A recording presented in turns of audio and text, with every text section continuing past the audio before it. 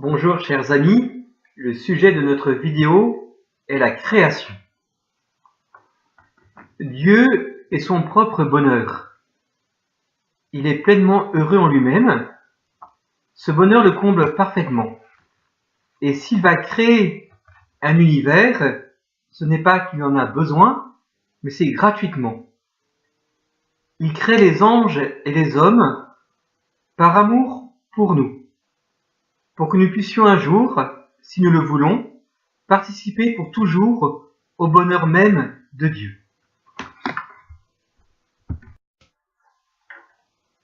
Quand nous créons quelque chose, par exemple un téléphone, en fait, nous le fabriquons à partir de quelque chose qui existe déjà, du plastique, du verre, du métal.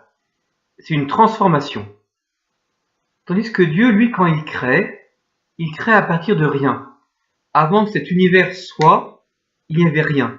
C'est Dieu qui en est, avec sa toute-puissance, l'auteur.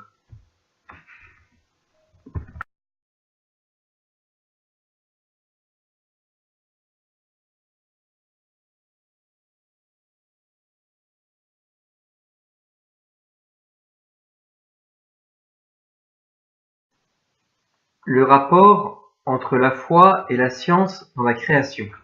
Rappelez-vous notre exemple de la dernière fois, pour comprendre la différence entre la cause première et les causes secondes. Nous avions un cycliste qui était la cause première du fait que le vélo avançait. Les causes secondes, c'était notamment le dérailleur, le pignon arrière, et puis aussi le plateau avec le pédalier. Ces causes secondes permettaient que la roue arrière tourne. Eh bien, les sciences comme la biologie, la science physique et l'astrophysique s'intéressent aux causes secondes. Par exemple, pourquoi le Soleil envoie de la lumière et de la chaleur. La fusion nucléaire qui est à l'intérieur permet cela, ce qui permet aux plantes de vivre et aussi à nous les hommes de manger des légumes pour nous nourrir. Tout ça, c'est des causes secondes. Et la théologie s'occupe de la cause première qui est Dieu.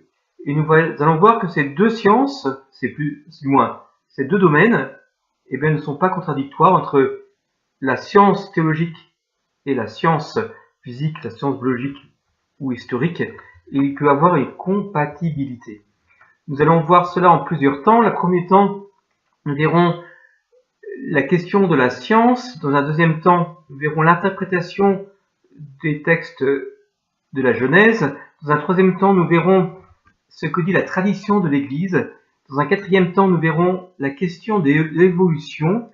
Dans un cinquième temps, nous verrons le chapitre 1 de la Genèse.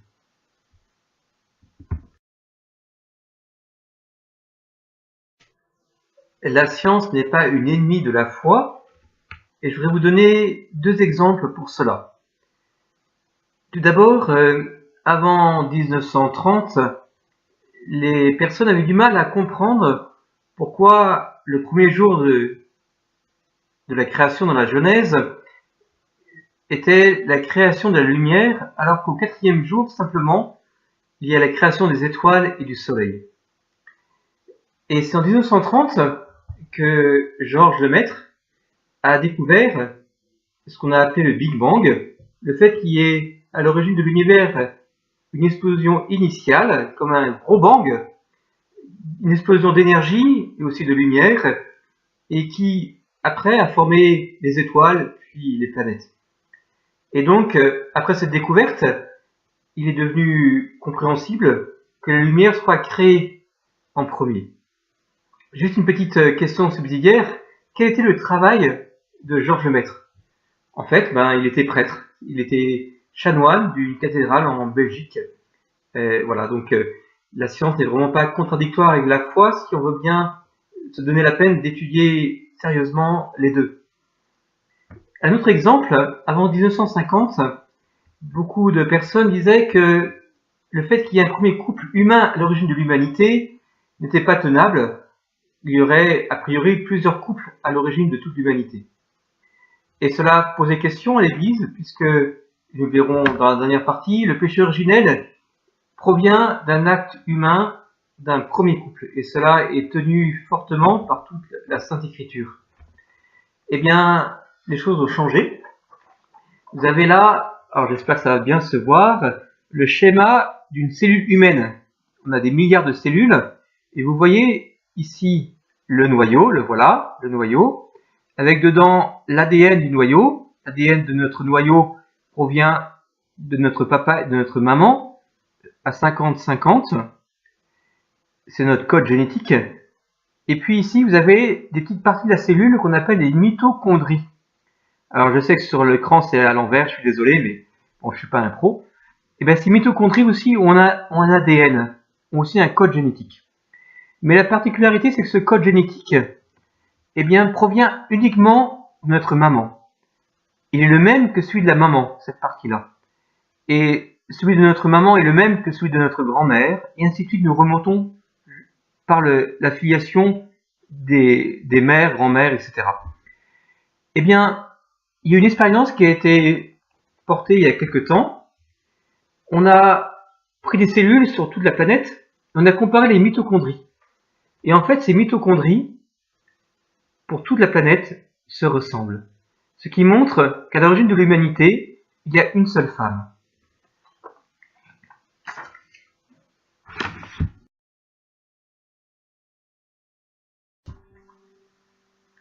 La juste interprétation de la Sainte Écriture. Si je dis qu'il y a 2 heures, j'avais une faim de loup, eh bien je dis quelque chose qui est vrai, qui est historique. Il y a 2 heures, j'avais une faim de loup avant de dîner. Sauf que pour cela, j'ai utilisé une image pour transmettre cette information de façon bien compréhensible. Eh bien, la Bible utilise aussi des images pour transmettre un message. C'est ce que n'avait pas compris, hélas, Yuri Gagarin, le premier homme dans l'espace. Car quand Yuri Gagarin est revenu sur Terre, durant une interview, il a dit « J'étais au ciel et je n'ai pas vu Dieu ». Sauf que Yuri Gagarin, à l'école, c'est normal, à l'époque c'était l'URSS, n'avait pas su que l'Église considérait le mot « ciel » comme quelque chose de symbolique. Ainsi, saint Augustin, au IVe siècle, disait que quand nous disons que Dieu est dans le ciel, ça ne veut pas dire à plusieurs kilomètres au-dessus de notre tête, sinon les oiseaux seraient plus proches de Dieu que nous. Quand nous disons le mot ciel, nous voulons exprimer par une image une réalité transcendante. Je rajoute aussi que les 7 jours, parfois, ont fait difficulté pour interpréter la Genèse. Dieu, bien sûr, est capable de créer en 7 jours, mais le chiffre 7 dans la Sainte Écriture est un chiffre symbolique qui exprime une plénitude. Par exemple, une question de Saint Pierre à Jésus, « Combien de fois il faut pardonner à mon frère ?» Jésus répond par 77 fois 7 fois. Alors bien sûr, on ne va pas prendre sa calculette et compter combien ça fait, et s'arrêter après de pardonner. Jésus nous donne, par cet ensemble de chiffres, un chiffre qui est plein, qui n'a pas de limite.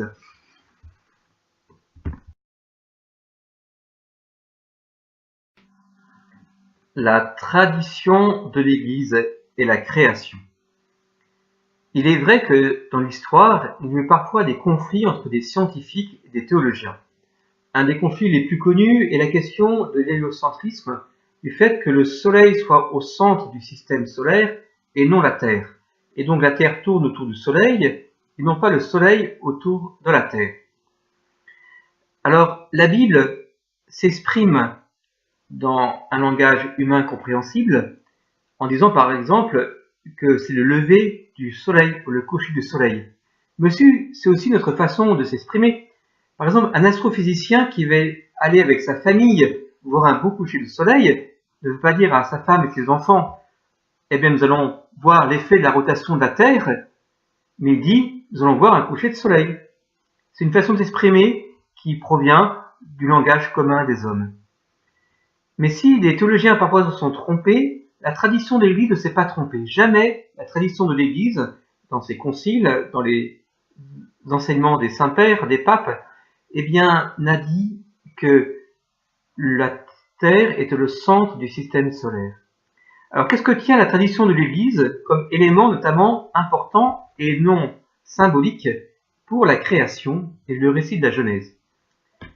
Eh bien, elle tient que Dieu est le créateur de tout, que cette création est belle et bonne, que l'humanité est au sommet de la création visible, qu'il y a à l'origine de l'humanité un seul couple humain, que ce couple humain s'est séparé de Dieu par un péché qu'on appelle le péché originel, et que ce péché originel a plusieurs conséquences que nous verrons dans la dernière partie de cette vidéo.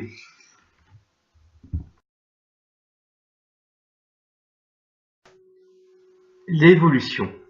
Vous connaissez peut-être cette histoire où un enfant va voir sa maman et lui dit « Maman, maman, papa m'a dit que nous descendions du singe. » Et la maman qui répond « Oh, peut-être du côté de ton papa, mais pas du mien. » Voilà, alors blague mise à part, l'évolution concerne deux choses. La première, c'est le fait d'une progression dans l'apparition des différents êtres sur cette terre. Et cette progression, eh bien, l'Église n'est pas contre. Et d'ailleurs, ça correspond à une certaine logique qui est aussi rapportée par le livre de la Genèse. Par contre, à quoi l'Église s'oppose, c'est la théorie qui dit que le moteur de cette évolution est seulement le hasard et la nécessité. C'est trop bien fait pour que notre corps, pour que notre environnement, eh bien, soit aussi bien fait que cela. Rien qu'un estomac, je vous l'avais dit une fois, je crois, dans une vidéo, est une preuve de l'existence de Dieu par sa perfection et sa grande précision. C'est trop bien fait pour que ce soit que le hasard. Nous savons que notre univers a 15 milliards d'années d'existence, et ce qui est peu par rapport presque quasiment, pas l'infini, mais l'immensité des possibilités qu'il aurait fallu pour que nous ayons quelque chose par hasard qui arrive aussi bien fait que cela.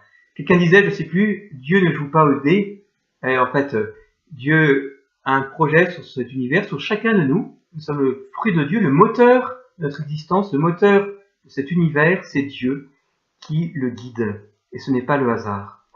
Et cela est important car notamment des idéologies comme le nazisme se sont basées sur l'évolution darwinienne pour dire qu'on pouvait sélectionner les êtres humains, que les plus faibles devaient être tués, et notamment je viens de dire quelque chose là-dessus, notamment les personnes handicapées, par sélection pour correspondre à la nature.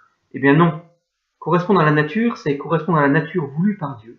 Tout être humain a une grande dignité. Je rajoute une petite précision, c'est que scientifiquement, grâce à la génétique, on montre qu'il y a des micro-évolutions dans une espèce donnée, mais qu'on n'arrive pas à montrer qu'il y a une macro-évolution, c'est-à-dire le passage d'une espèce à l'autre.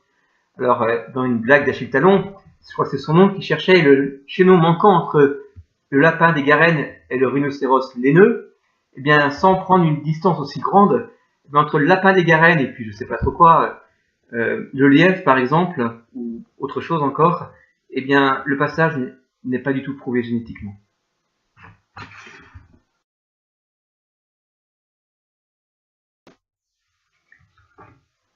Le livre de la Genèse au chapitre 1, je vous inviterai à le lire en entier.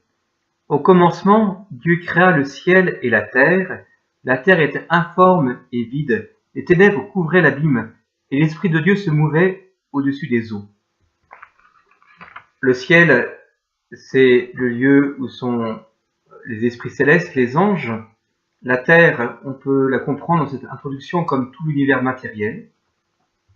Dieu dit que la lumière soit, et la lumière fut. Et Dieu vit que la lumière était bonne, et Dieu sépara la lumière des ténèbres. Et sépara la lumière et les ténèbres. Dieu appela la lumière jour et les ténèbres nuit. Il y eut un soir et il y eut un matin, ce fut le premier jour. Et je vous invite à lire tout. Et le Seigneur rythme tout cela par « Et Dieu vit que cela était bon ». Et pour l'homme et la femme, il dit « Et Dieu vit que cela était très bon ». Ce récit nous invite à voir la bonté de Dieu qui se reflète dans sa création, à le louer pour cette bonté. Et cette bonté n'était pas évidente, car le contexte culturel de l'époque de l'Antiquité autour d'Israël n'était pas favorable à la bonté de la création. Un mythe païen disait que le monde matériel provenait d'une sorte de dieu du mal, était mauvais, et cette croyance existe dans plusieurs civilisations, même un peu dans la pensée.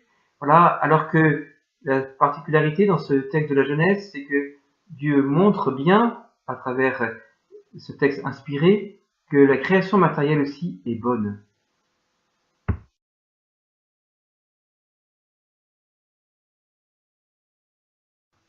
Dans cette deuxième partie, nous allons voir maintenant les créatures, en commençant par les anges, ensuite les hommes, ensuite les animaux.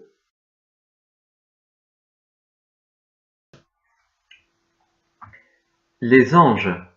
Les anges sont des esprits, ils n'ont pas de corps, ils ont une faculté de comprendre et de vouloir bien supérieure à nous, une puissance très importante. Ils peuvent avoir une action sur la matière, mais ils ne peuvent pas la créer.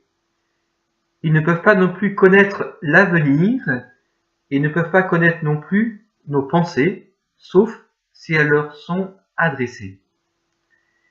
Je voudrais dans cette partie répondre à une question. Comment on peut dire qu'un esprit soit à tel ou tel endroit? Si on prend un objet, l'objet matériel est positionné, par exemple, sur ce bureau.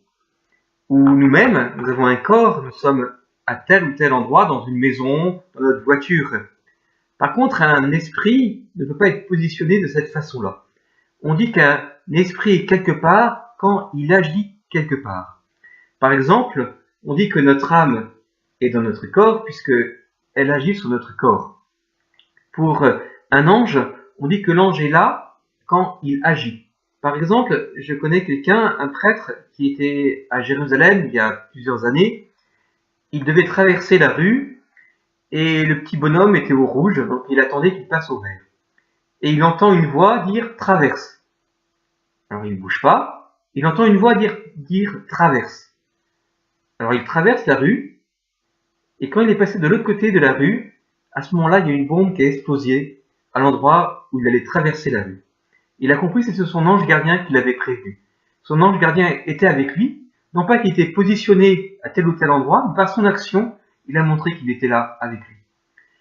Un exemple contraire, c'est les maisons qu'on dit hantées, où voilà, une présence démoniaque fait qu'il y a des bruits, et ça, c'est quelque chose de pas sain, et on peut dire qu'un démon est présent à cet endroit. D'ailleurs, j'en profite pour dire de faire attention au spiritisme qui fait croire qu'on va communiquer avec des morts, alors que ce sont les démons qui agissent. Pour Dieu, Dieu est présent partout, parce qu'il agit partout. Par sa présence créatrice, dans la moindre de nos cellules, dans notre âme spirituelle, Dieu agit. Et ainsi, nous pouvons constamment être en présence de lui, sachant qu'il est là avec nous. En plus, nous le verrons plus tard, il y a une deuxième présence de Dieu aussi importante, sa présence sanctificatrice, où il nous transforme. Il fait de nous ses enfants adoptifs. Je voudrais maintenant vous lire la prière à l'ange gardien, qui se trouve dans le catéchisme de l'Église catholique, qui était composée par le pape Pie VI. Ange de Dieu, qui est mon gardien, à qui la bonté divine m'a confié, éclairez-moi, gardez-moi, dirigez-moi et gouvernez-moi. Amen. Nous avons tous un ange gardien, le Seigneur Jésus nous en parle dans l'Évangile. N'hésitons pas à le prier souvent.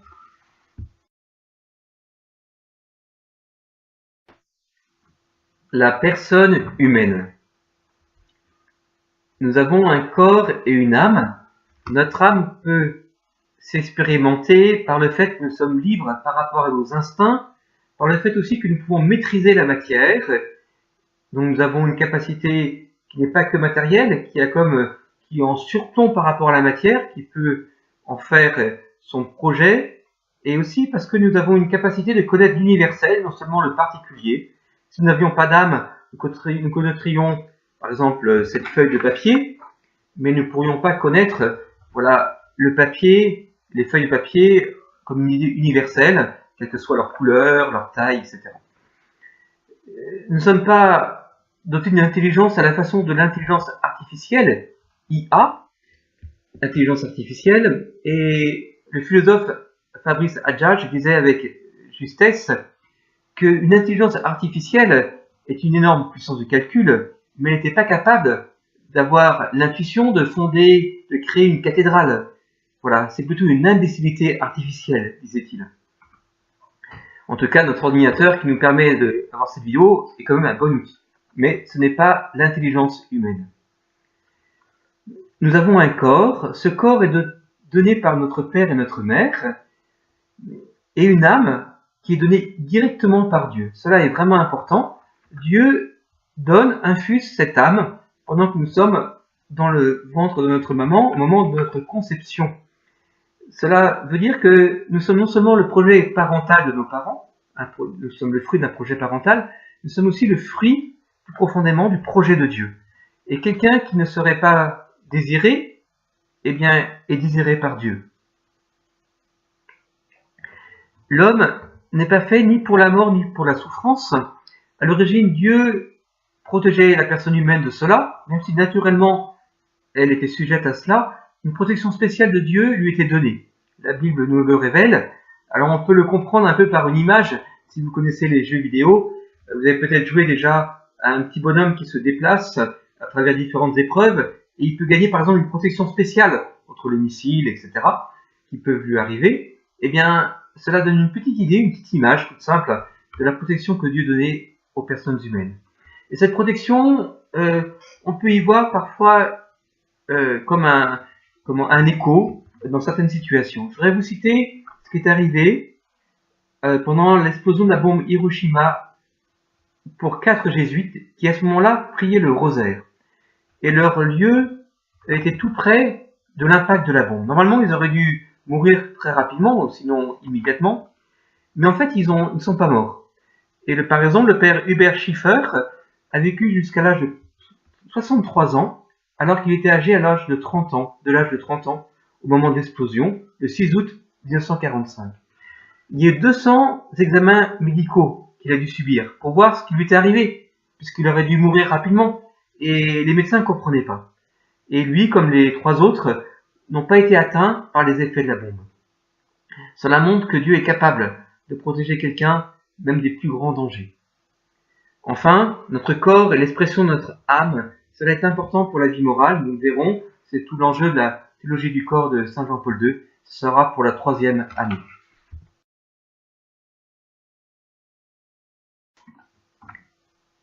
Les animaux.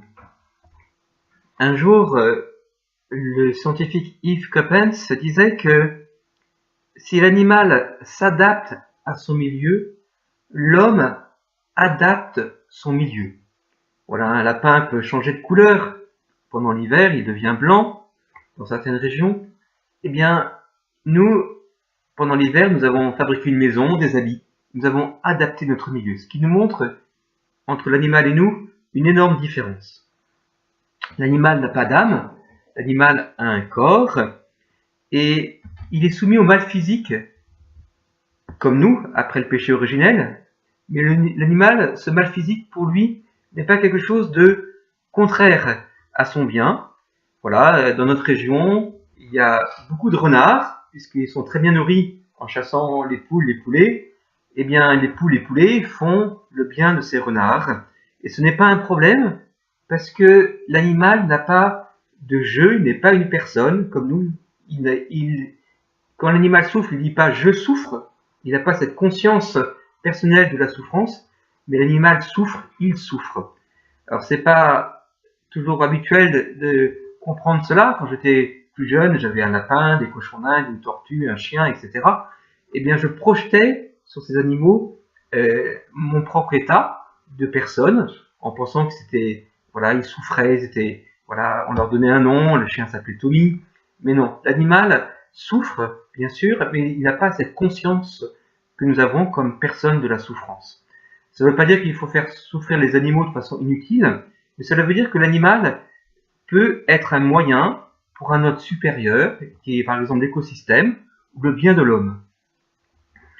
D'ailleurs, la position végane n'est pas tenable, car si on est cohérent tout en étant végane, il ne faudrait non seulement s'attaquer aux bouchers, en disant que les bouchers font le mal puisqu'ils vendent de la viande, mais il faudrait aussi s'attaquer aux renards, ce qui est beaucoup plus compliqué. Imaginez une volonté d'empêcher les renards de manger des poules, des lapins. Il faudrait créer une sorte d'association plus vaste que l'ONU, avec une armée de surveillants. Ce serait impossible à faire. Donc la position végane ne tient pas, elle ne correspond pas du tout à la réalité de ce qu'est un animal.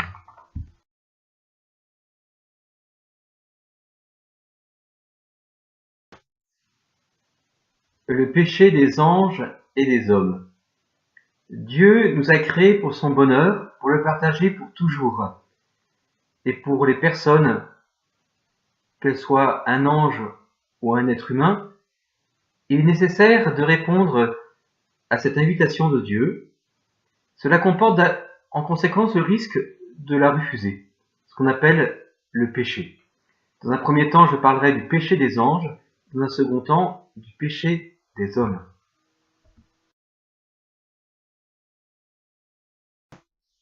Les anges n'ont pas une période d'une vie terrestre comme nous l'avons, mais dès leur création, ils sont appelés à poser un acte de liberté, soit d'aimer Dieu, et ainsi ils rentrent immédiatement dans le bonheur éternel de Dieu, dans leur paradis, soit de refuser l'amour de Dieu, et par orgueil, nous savons, grâce à la révélation, que certains anges, à leur tête Satan, ont refusé d'aimer Dieu, et donc sont tombés dans cet état qu'on appelle l'enfer.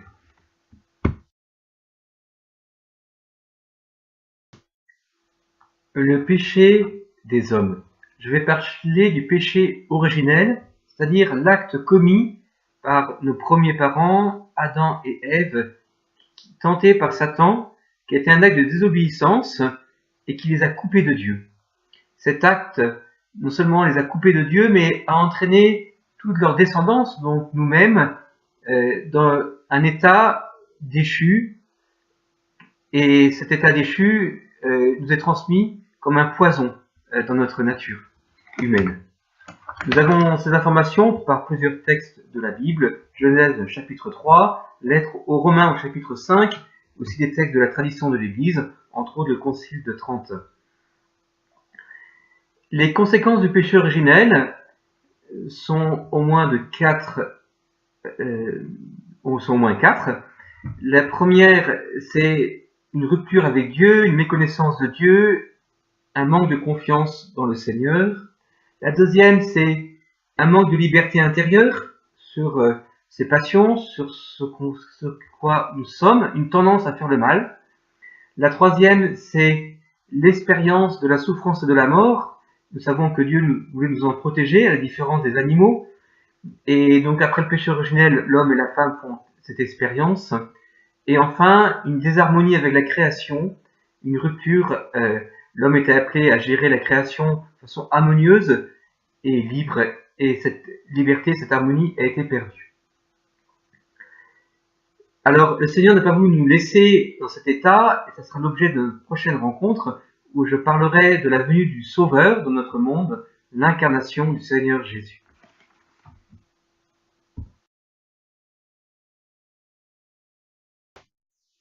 Nous avons pu voir que la création était quelque chose de bien réel, qu'elle était bonne.